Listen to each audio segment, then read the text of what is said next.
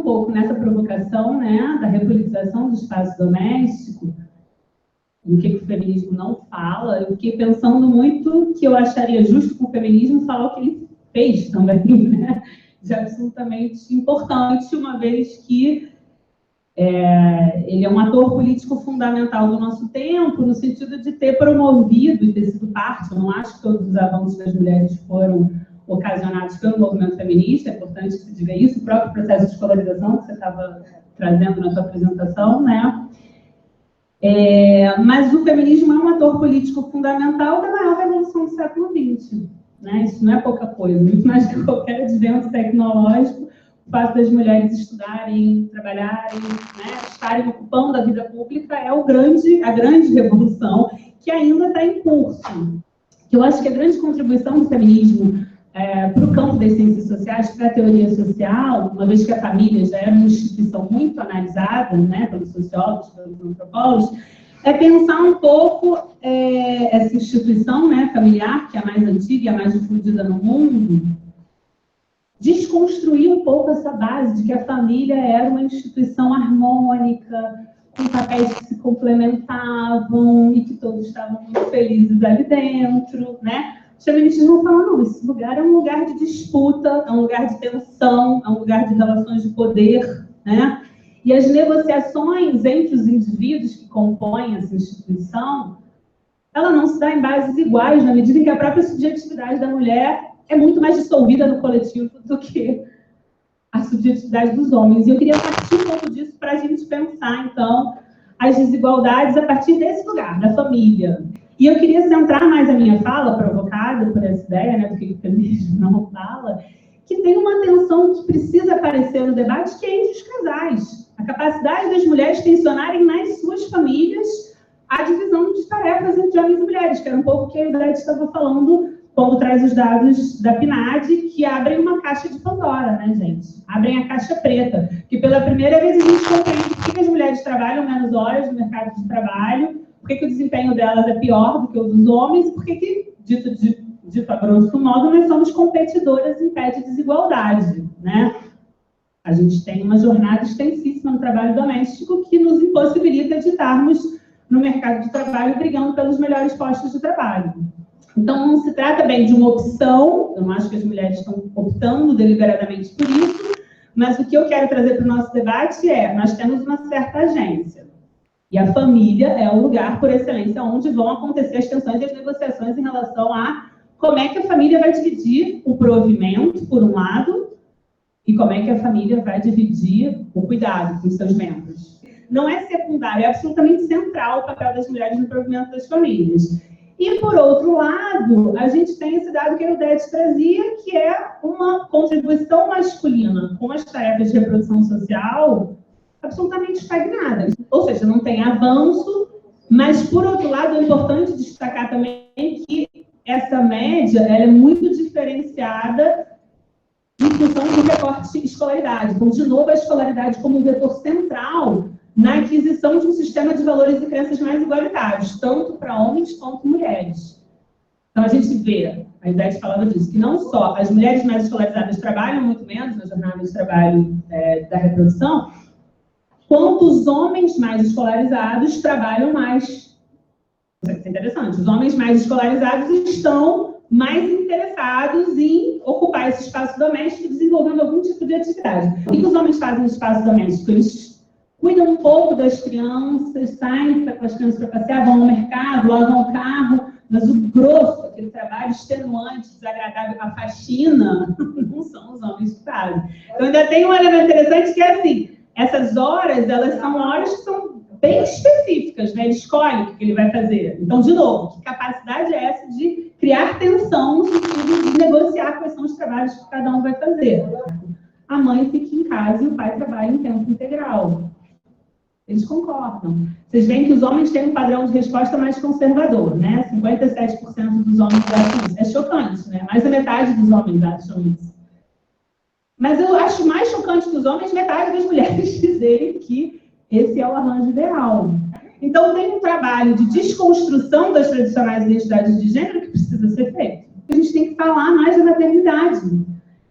Essa maternidade clássica, tradicional, a ideia do instinto materno, isso não está suficientemente desconstruído, né, nos corações e mentes das mulheres. Então, eu acho que o feminismo tem que abraçar a diferença. Homens e mulheres são diferentes. Qual é a diferença fundamental entre homens e mulheres? A capacidade que nós temos de gerar vida, de ficarmos grávidas, de, enfim, amamentarmos, termos os bebês, né? A gente tem que falar sobre isso, o que de forma alguma quer dizer que todas as mulheres querem ser mães, né? Muitas não querem, ok, tudo bem, mas para aquelas que querem, o Estado tem que oferecer mecanismos para que isso possa ser um projeto realizado, uma vez que querer ter filho e não ter, para mim, no meu ponto de vista, é um super constrangimento social, e a teoria social deveria falar sobre isso. E, na verdade, eu fico pensando que as sucessivas quedas nas taxas de fecundidade estão diretamente ligadas às assimetrias de gênero. As pessoas não estão mais querendo ter filhos porque elas não estão dispostas, diante de um ônus que elas vão pagar muito mais que os homens, elas falam, muito obrigada, não quero ter filho. Agora, eu acho super importante a gente se ater com mais cuidado sobre os dados de fecundidade desejada, mas não realizada. E é essa incapacidade que ela vê de continuar exercendo um espaço importante na vida pública e, ao mesmo tempo, ter filhos, né? E aí eu sinalizo dois vieses que eu acho que a literatura feminista de gênero tem, né? Aqui no Brasil e em outros lugares também, né? Primeiro, o viés do feminismo liberal, que pensa apenas a presença das mulheres nos postos de poder, como se isso fosse suficiente, eu acho pouco, né? E eu quero falar sobre os preços disso, sobre os constrangimentos disso para a vida das mulheres. E, por outro, um outro viés que me incomoda um pouco, que é essa ideia de invisibilizar a maternidade ou o filho, ou como se o filho fosse um plano menor. Meu ponto é assim, enquanto as mulheres tiverem que escolher entre uma coisa e outra, enquanto nós reproduzimos nas nossas reflexões a dicotomia, nós estamos reproduzindo a opressão. Porque a mulher não tem que escolher entre uma coisa e outra, ela tem que ter direito a ter as duas coisas, ela não precisa abrir mão de um dos dois planos. E, por outro lado, eu não trabalho, não opero com a ideia de conciliação. Quando a gente trabalha com a ideia de conciliação, é possível conciliar tal qual esses dois tipos de trabalho se organizam hoje. Não existe conciliação, existe superposição, existe exploração das mulheres. Mulheres que hoje trabalham e têm filhos, elas estão super exploradas. E aí, uma coisa fundamental para nós que trabalhamos com o mercado de trabalho é a gente não pode abrir mão de o tempo inteiro falar da jornada total de trabalho. Você não pode analisar a jornada só voltada para o mercado de trabalho, uma vez que a jornada é composta pelas duas coisas. E, politicamente, a gente não pode abrir mão de falar também junto, o tempo todo, para com o trabalho que as mulheres desenvolvem na reprodução social. O mercado de trabalho ele foi pensado historicamente para um trabalhador masculino com dedicação integral ao mundo do trabalho. E aí, de novo, eu pergunto, se é o modelo, eu não quero ter o tipo de dedicação, né, que um homem que está ocupando um posto de poder tem. E o principal, a sociedade implode se todo mundo trabalhar como esse homem. Modelar, que está 8 horas por dia no trabalho, que muitas vezes perde 2, 3 horas para chegar e para voltar. Então, assim, o trabalho de reprodução social não existe. E aí acho que a gente tem que valorizar, então, o trabalho que foi desenvolvido historicamente pelas mulheres, que não é feminino, né? Ele pode ser dividido com o Estado, ele pode ser dividido com os homens, mas ele tem que ser valorizado, ele não pode ser tratado como se ele fosse menor que o trabalho produtivo. E uma outra coisa que me preocupa também, a gente às vezes centra muito esse debate nas crianças, quando, na verdade, ter filhos ou não, as mulheres ainda podem optar. Mas a gente está num cenário de envelhecimento populacional e as mulheres cuidam muito mais dos idosos também. Então, mesmo quando você opta por não ter filhos, se você tem um irmão homem, você vai cuidar muito mais dos seus pais do que o seu irmão homem. Eu acho que existem 3 planos analíticos de mudança. Um é esse plano macro, que é privilegiado pela teoria feminista. O Brasil é conservador, né? Mesmo a Constituição de 88, ela fala que a família é a responsável principal pelos cuidados com crianças e idosos, né?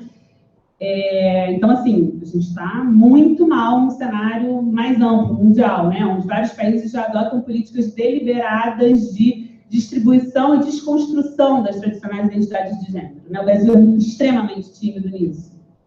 Um segundo plano analítico, que é o que eu chamaria de meso, que é a estrutura do próprio mercado de trabalho, das empresas. A empresa que você trabalha é uma empresa que te ajuda a conciliar trabalho produtivo e reprodutivo. Eu trabalho na Rural. A Rural não tem uma creche, nem para professoras, nem para alunas, né? Isso é um problema. Se uma aluna da Rural fica grávida, os prejuízos disso são muito mais sentidos por ela do que pelo namorado dela, ou marido, enfim. Então, assim, não é verdade que esse ônus está sendo repartido também pelas empresas onde as mulheres e homens trabalham, e isso não é uma coisa que tensiona só as mulheres, né? Eu fico pensando assim, quando um homem falta ao trabalho e fala para o seu chefe que ele faltou porque foi levar o filho ao médico, o que o patrão vai perguntar para ele? Isso não é trabalho de homens, não pode faltar trabalho porque você levou o filho para o médico, né? Quantas famílias vocês conhecem em que, de fato, as mulheres e os homens discutem em pé de igualdade os investimentos que eles vão fazer na carreira? Sei lá, estou pensando aqui no meu universo empírico. Professoras universitárias que são casadas com professores universitários. As mulheres facilmente abrem mão do seu plano para ir viajar para o país onde o marido conseguiu uma bolsa de pós-doutorado. O oposto não é verdadeiro. Não é verdade que os homens se adequam com a mesma facilidade, mesmo sendo casados com uma mulher que está totalmente par e par com ele na profissão, no investimento, na vida pública. Chamaria a atenção para um outro ponto de pesquisa que tem me interessado, que é a polarização dentro do grupo de mulheres. Porque essas mulheres do topo só conseguiram ir para a vida pública e melhorarem o seu desempenho na carreira porque contaram com o trabalho, muitas vezes escravizado, de mulheres negras e pobres. E aí o contorno desse debate no Brasil é muito bizarro, porque os próprios indicadores de desigualdade de gênero no mercado de trabalho eles são altamente influenciados pela condição das empregadas domésticas, uma vez que elas são 15% da mão de obra feminina. Enquanto elas estiverem numa situação de muita vulnerabilidade, sempre as mulheres, como um todo, estarão com seus indicadores abalados, uma vez que elas são uma parte fundante do trabalho que é desenvolvido por nós no mercado de trabalho, né? E aí, uma ideia que eu acho que a gente pode operar quando a gente vai pensar esse campo de coisas é a ideia da divisão do trabalho, da divisão sexual do trabalho atenuada, né? Os homens e mulheres trabalham, os dados da ALMA mostram isso para o Uruguai. Se a gente for pensar a série histórica brasileira, não é verdade que o tempo de trabalho parcial é uma realidade para a maioria das mulheres. A maioria das mulheres do Brasil trabalha em tempo integral e vem aumentando o peso relativo das mulheres que trabalham em tempo integral. O que sim acontece é, nós estamos absolutamente segmentados no mercado de trabalho, que o Décio falava. Então, assim, as mulheres fazem curso universitário, fazem mestrado, fazem doutorado, mas elas estão nas áreas menos valorizadas, né? Então, as desigualdades são muito grandes no topo, porque o homem é engenheiro e ela é pedagoga, né? Mas eu trabalhei com diferenciais salariais dentro das profissões e é chocante porque eles são muito altos, mesmo entre engenheiros, né? Você pega engenheiro homem e engenheira mulher, ela ganha muito menos que ele, ganha menos sempre, né? Mas o meu ponto é assim, a nossa lógica no mercado de trabalho, ela já é uma lógica que traz implícita a família. Então, por exemplo, as mulheres têm fixação com concurso público, muito mais do que os homens. Por quê? Porque as mulheres sabem que elas precisam de um emprego estável, seguro, onde ela não vai ser demitida quando ela tiver um filho. E nós tivemos o surpreendente resultado de que 6,1% das mulheres acham que não devia existir licença nenhuma. Gente, esse dado é muito chocante. Como é que você quer que haja divisão social do trabalho reprodutivo se as mulheres não querem que os homens façam nada? Então, a gente precisa falar sobre isso.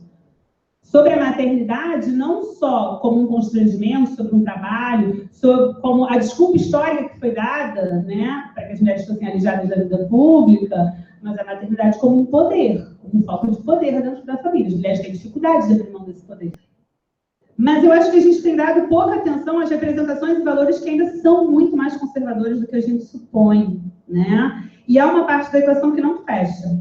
Uma parte da mudança tem a ver com a minha subjetividade e a minha capacidade de me enxergar como um indivíduo, que tem planos individuais que vai negociar dentro dessa instituição da qual eu faço parte, a família, e os meus interesses, que não são interesses coletivos, não são interesses que vão sempre na mesma direção que o do meu marido.